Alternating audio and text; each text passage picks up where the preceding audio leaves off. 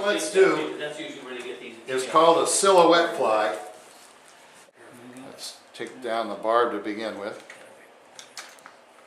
So does that dive a little bit when you twitch it? It does. Dives beautifully. It makes a bunch of noise.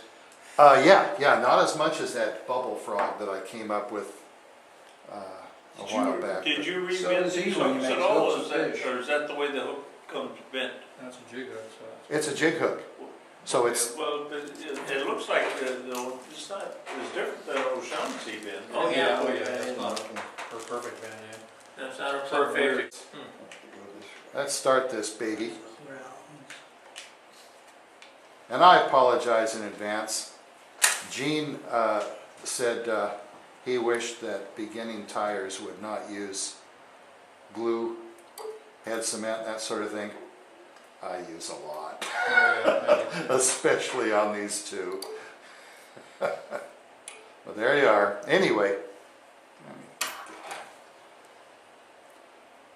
rather than going the whole shank yet, I'm just going to put it right here just at the start of the, just lay down a little bit here.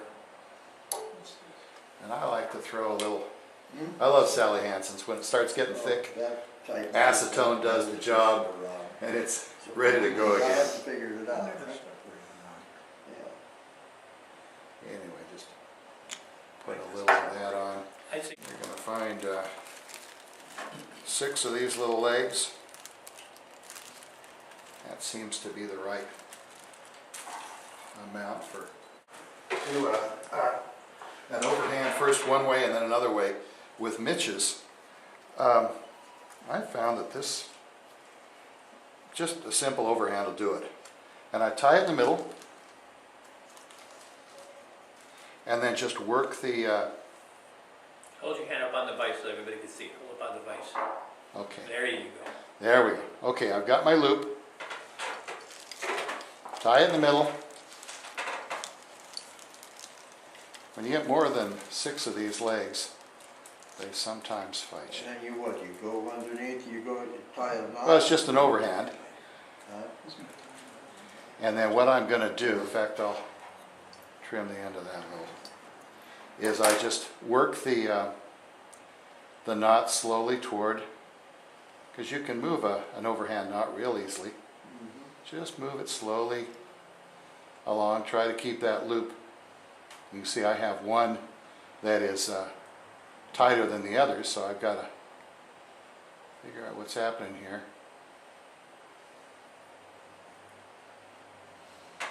Yeah. And I just bend it along, and look at that, you got a froggy foot. Works out real nice. And we do the same for the other side. And you're in like Flynn. So it's just 2 overhand knots to create. That's it. That's it. And you don't have to go reverse overhand for one side or the other. Never seen a need for that.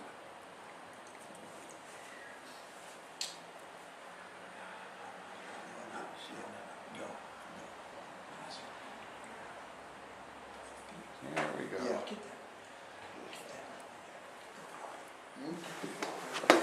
And you just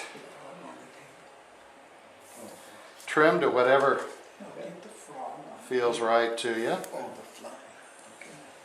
That's close. These kick in the water real nicely. Find about the middle, set it over your thread, and then we'll do a little cross action here. And you want to support that bobbin or it'll just go ink, you know, well, it's not doing it now, but oftentimes it'll run those legs off to the side. I don't worry about getting it perfectly straight or perfectly, well, either straight or even until I get a figure 8 on it, and then I can just manipulate that around. And we've got it.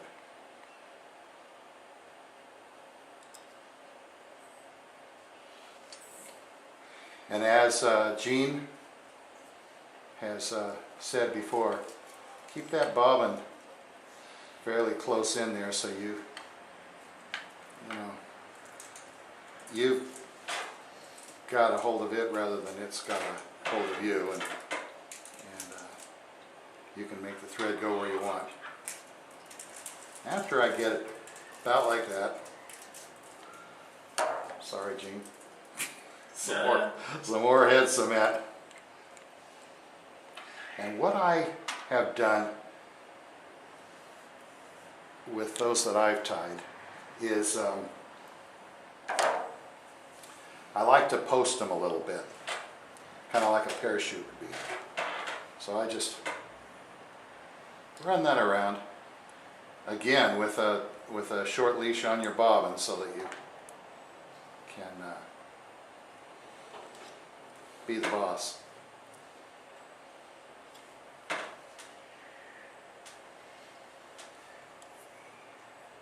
bring that back. And we'll do the same thing over here. Up.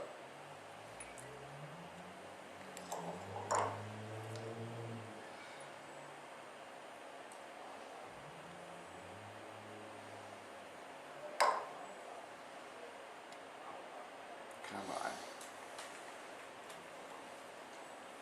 You can see I got that bobbin long, the thread from the bobbin, and it's fighting me. So I just get that shorter and it just behaves itself a little more. And of course nothing is as easy as when you're doing it at home, when you've got a camera on your back. I'm getting my posting up on the length rather than right next to the shank of the hook, so I gotta build that up just a little bit to finish that. You know what that's for, right? Keep it from catching in the bend of the, or catching in the hook as you're casting it.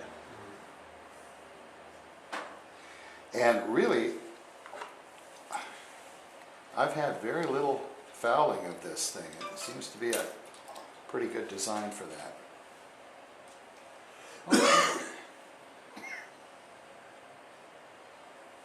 And there's your legs. Huh. Let's go around one like this so I can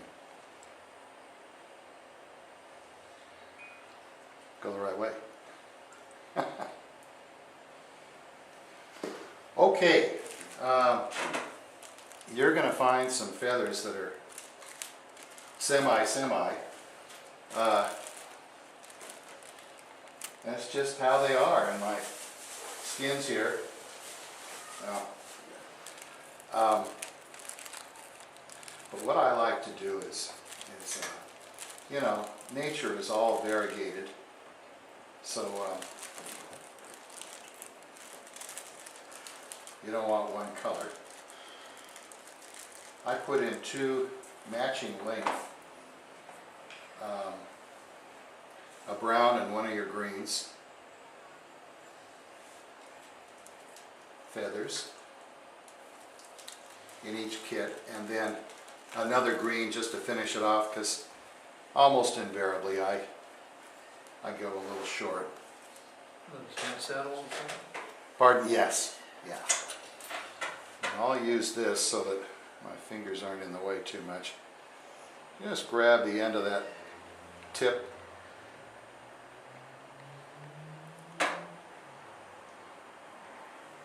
Spread that back.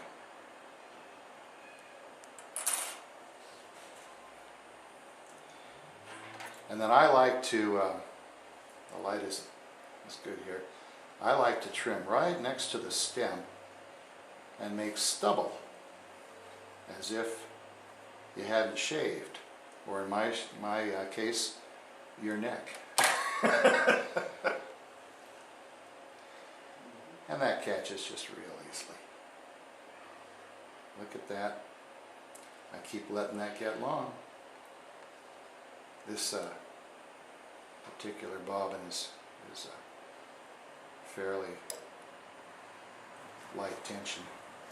So we got one feather. We'll do the same for the brown.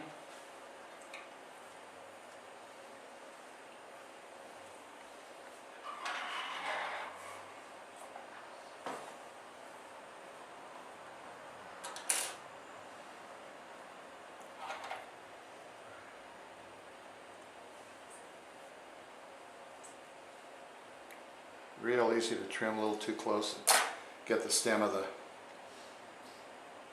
feather, but, and of course you guys know, don't you? Stick this on your side and it'll make life a little easier for you. But this is all pretty coarse fly tying compared to some of the creations we get around here. Okay, so you got that on. I'm going to wrap this up fairly touching turns most of the way. And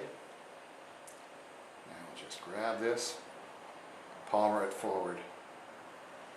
Grabbing both feathers at the same time. Grabbing both feathers and of course stroking them back.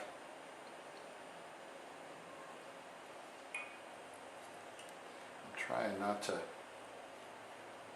get my shoulder in there too much for you.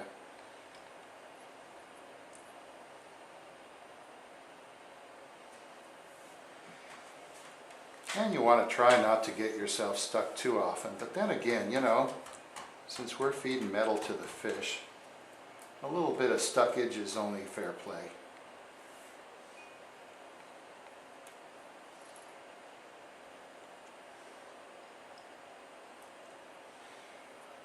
When you're palmering this, of course you don't have a chenille base on it, but you're basically doing a woolly bugger.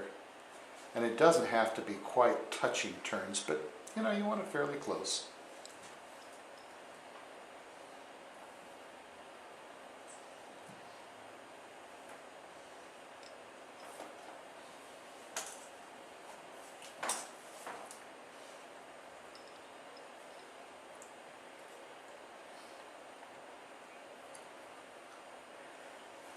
That hold up pretty well after a few fish, or?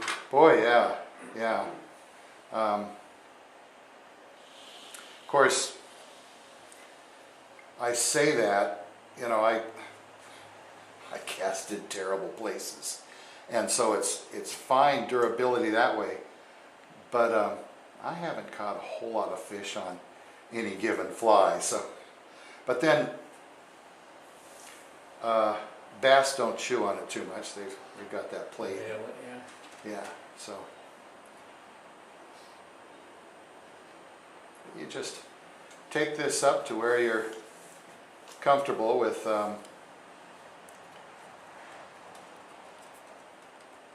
not quite going into the absolute base of the feather, but getting a fair amount in there. These feathers, you'll notice, are kind of crooked. So they wouldn't make good frog legs. No problem. They become frog body. And that works just great. Okay.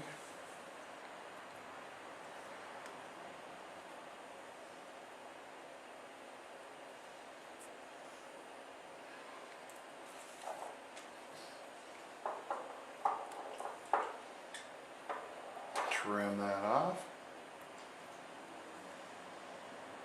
And we'll go to feather number 2. Same sort of deal, just grab it from the tip.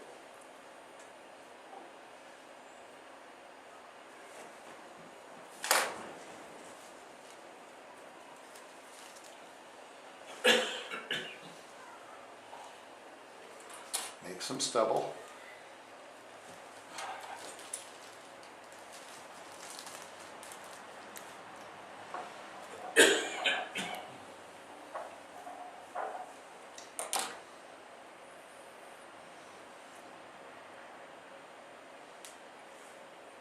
On this and the other fly that we'll do, I've found that it makes a difference.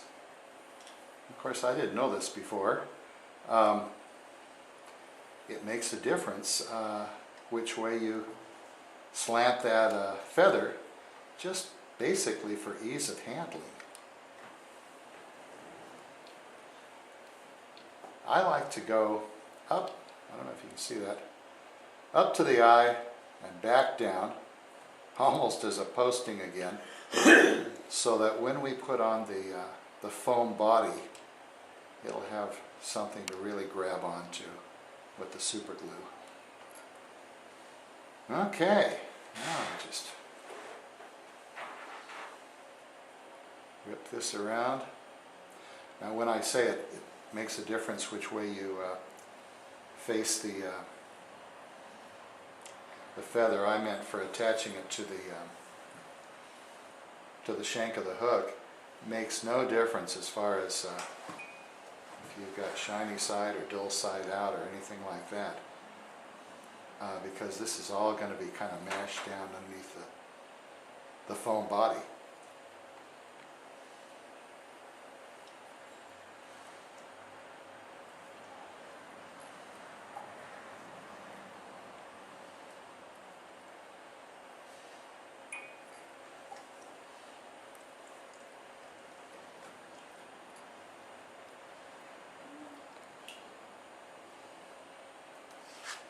You start the back and move, twist it forward, right? Yes. And where you have to, see right now I'm not having to, but stroke that back so that you're trapping as few of the bits of fiber, bits of feather as possible. Use most of the fuzz too. Oh yeah, yeah. In fact, I like to get into that, what you might call marabou-like stuff at the base, because that's where it's real live, and it will give the illusion of life as it pulsates in the water. So okay, we're set here. That's the tying to this fly. As I said, it's a pretty easy one. Oh, what did I do here? Run out of thread? No, but But it broke. Yeah. Thread? Aperture. you know, I hadn't pulled on it, but you got it. Just send that right along there. Try not to get on the feather too much.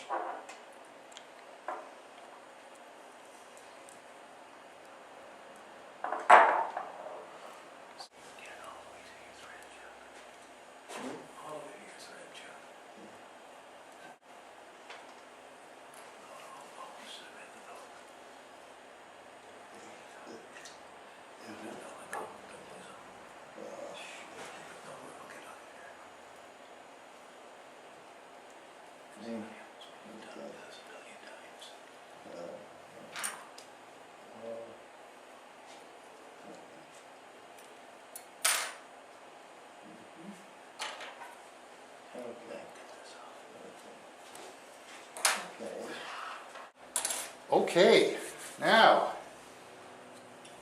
we got about a 1-inch square piece of foam here.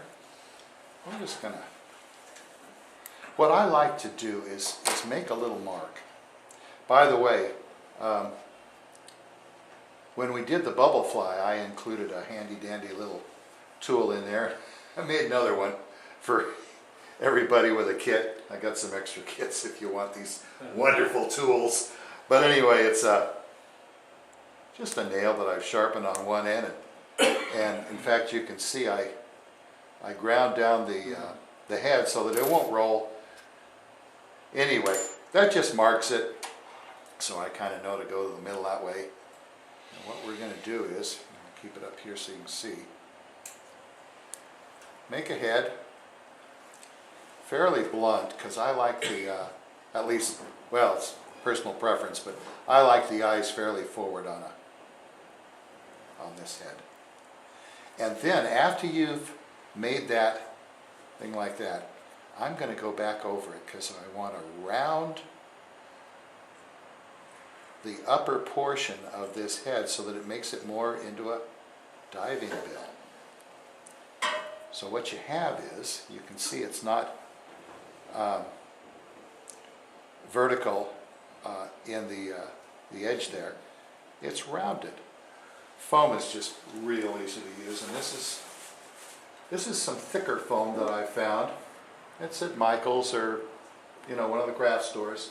This stuff is I'd say about 3/8. And works out nice. I think I'm in the wrong club. This is not, this is This fly, airplane, fly fishing. fly fishing. Fly fishing. Okay, I cut into here. Frog. The reason I cut into that is twofold. First of all, when that's on there, your eye is going to come out right here. This acts a little bit as a guard, weed guard, but also it lets this forward, or this not be mashed down too much. I'm not real articulate right now. What you need to do is take your bodkin, go in maybe 1/4 of an inch, and then do a 45-degree angle and try and make it straight up and down, but a 45 vertically there, straight side to side, I'm sorry. Back and forth to make that hole enough that then you can chase it with the nail, which just expands the hole enough that you got your 45, you're all set. What that's going to do then is, since the eye of the jig hook is on a vertical shaft, it's going to tilt your head down a ways like that. So let's get some super glue ready. Throw it to the side.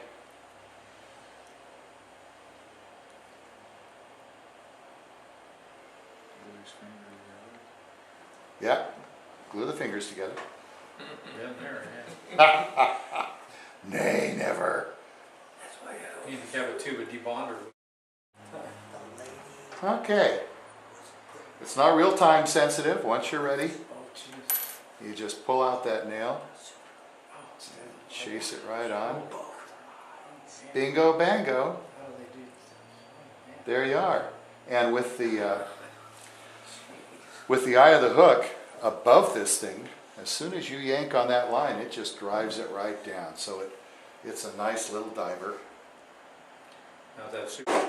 Hardest part of this fly, sometimes it works like a champ, is picking up those silly little eyes with your tweezers. So let's put a little dollop of super glue here. By the way, also, you put this on and it oftentimes, not always, but oftentimes,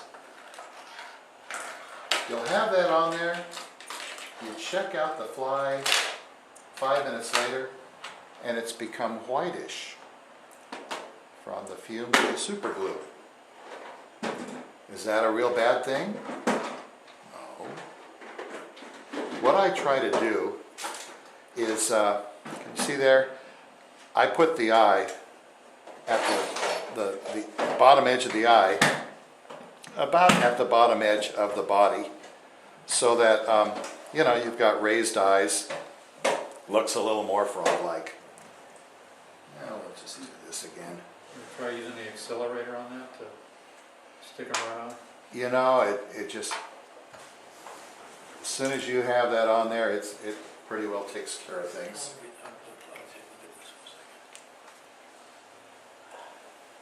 But like I said, sometimes it's easy to pick these up. Sometimes they fight like the very dickens. I don't want to go. Yeah. And there is your completed Sign that card. silhouette frog. Works out just great. It hangs in the water. Here, let me. It hangs in the water about like that. So it's the legs are at about the right position for just being in the water at rest like a frog. You yank on this, goes right down. Lovely little frog to fish. Yeah, really. I was using about a 7-weight line, throwing it real easy. I think a 6-weight would do just fine. But there you are.